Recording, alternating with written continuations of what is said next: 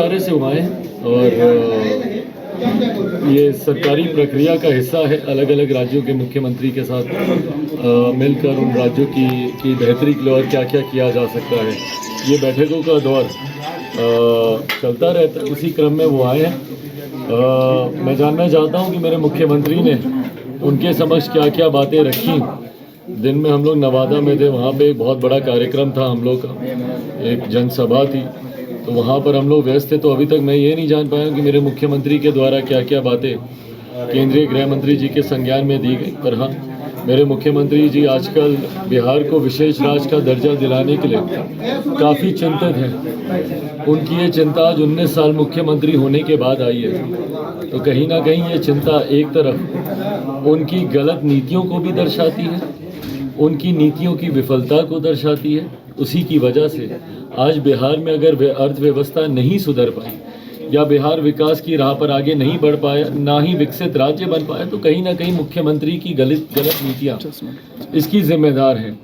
बहरहाल, जब मुख्यमंत्री को आज बिहार में विशेष राज्य के दर्जे की मांग की ज़रूरत महसूस हुई, जिसका हम लोग पूर्णतः समर्थन करते हैं, क्योंकि मैं मानता हूँ, लोक जनशक्ति पार्टी रामविलास मानती है कि बिना विशेष राज्य के दर्जे के बिहार एक विकसित राज्य नहीं बन पाएगा।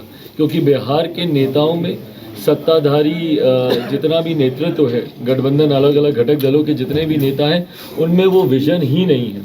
अगर विजन होता तो आज़ादी के 75 साल से अभी तक यही महागठबंधन के लोग बिहार की सत्ता में रहे हैं। लंबे समय तक कांग्रेस रही, उसके बाद राजद रही और पिछले 19 साल से मुख्यमंत्री नीतीश कुमार रहे। पर इन लोगों के पास वो विजन ही नहीं है बिहार को विकसित राज्य बनाने का। तो ऐसे में यकीनन विशेष राज्य के दर्जे की ज़रूरत ज़रूर महसूस होती है और हम लोग भी उसका समर्थन करते हैं।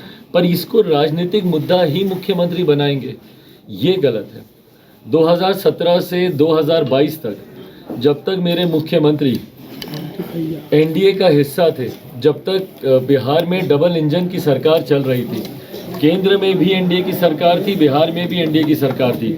2017 से 2022 तक एक कोई बयान मेरे मुख्यमंत्री का दिखा दीजिए, आप सबके पास आर्काइव्स होंगे, उसमें से निकालिए कोई एक बयान जब उस वक्त उन्होंने विशेष राज्य के दर्जे की मांग की हो।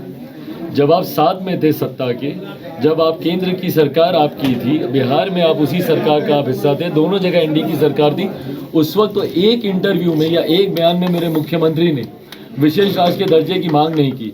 आज जब विपक्ष में ये जाते हैं तो एक झुनझुने की तरह इनको विशेष राज्य के दर्जे की मांग की जरूरत पड़ती है। उसके लिए ये आंदोलन करने की बात करते हैं।